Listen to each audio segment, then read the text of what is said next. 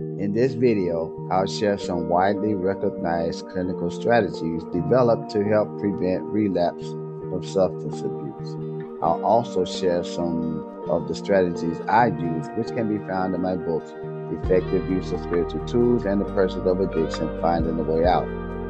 Many of these strategies can also be adapted for addressing any form of abuse or misuse. I'll also post links to some relapse prevention websites in the comment section. At the end of this video, a flyer will appear with details on how to get copies of my book and my contact information for anyone interested in reaching out to me. If you find this content helpful, please consider subscribing to the channel or at least sharing the information from this and other videos. Just as substance misuse varies from person to person, the reasons behind relapse are equally subjective, meaning both misuse and relapse are influenced by unique psychological, social, and biological factors that depend on personal circumstances, triggers, and coping mechanisms. Effective recovery strategies must be tailored to the individual, recognizing the complexity and the variability of both addiction and relapse.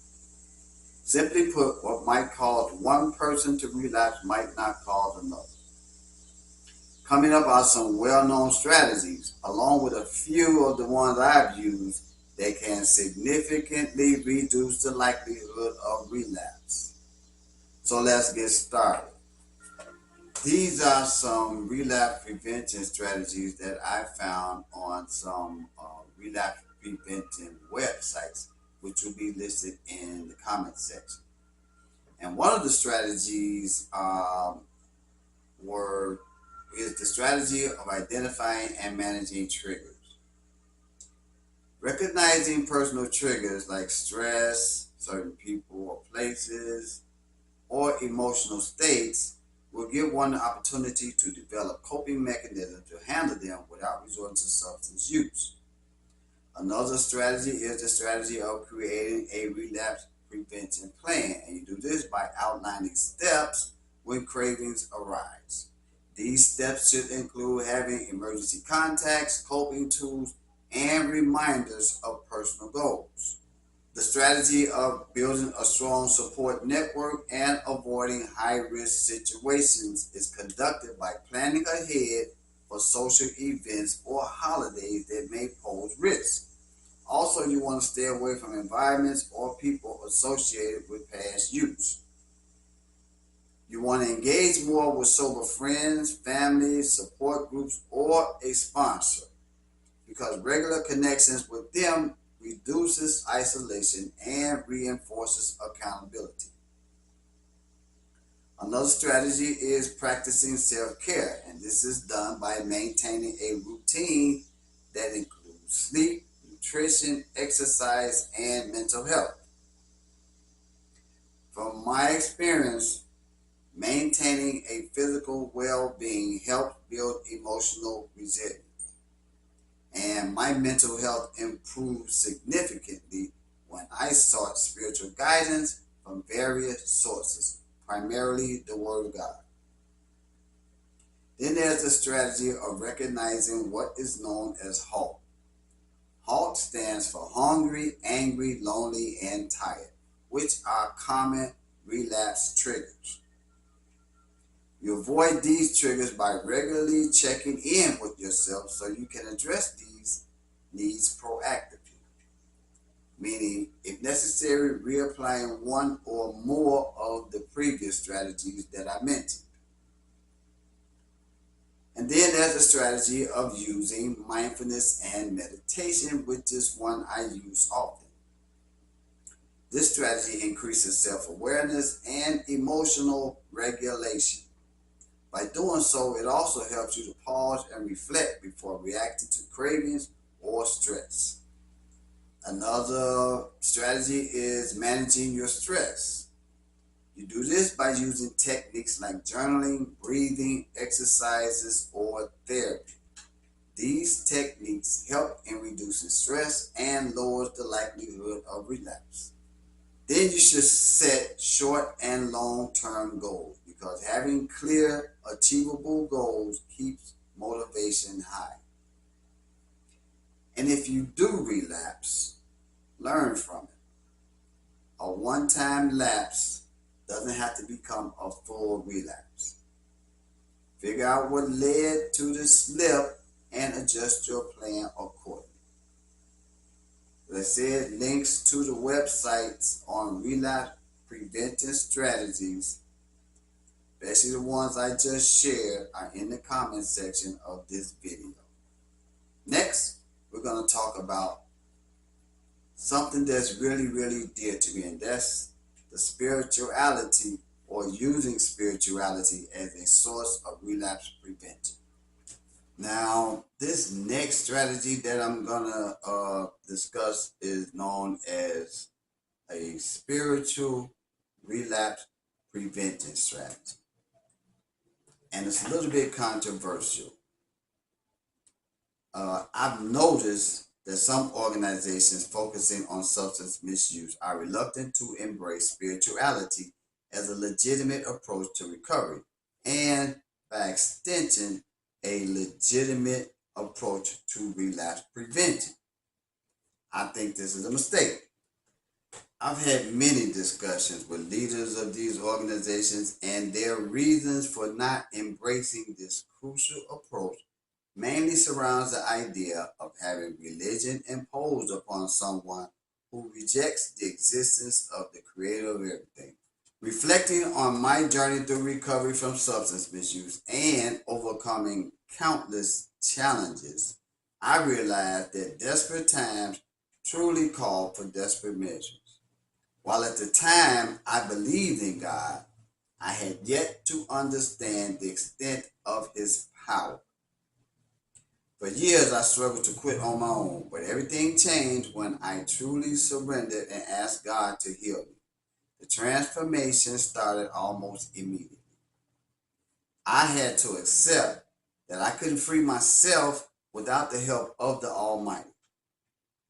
Now, I've been substance abuse free for nearly 15 years, and I've never relapsed. Whenever I suggest spiritual healing as a way of dealing with abuses, afflictions, or conflicts, I remind the person that when you're already in a bad place, you should be looking for any way out. So, what have you got to lose by choosing spiritual healing? Now, how can spirituality help prevent relapse? Spirituality can be used as a source of meaning and resilience because it often refers to a connection with something greater. It also encourages self-reflection, humility, forgiveness, and hope, which are essential for healing and long-term sobriety. Practices like meditation, prayer, mindfulness, and gratitude help individuals reconnect with their values and with their inner strength. We all know about the 12-step programs, and these and studies show that individuals who experience spiritual growth during treatment often have better long-term outcome, which is why they use this in places like or programs like Alcoholic Anonymous and Narcotic Anonymous.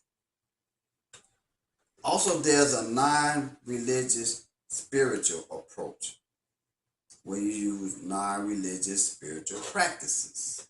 Recovery doesn't require religious belief. Spiritual growth can be achieved through nature, creativity, service, or personal reflection. These approaches emphasize interconnectedness, compassion, and acceptance, which help individuals overcome shame and guilt associated with relapse.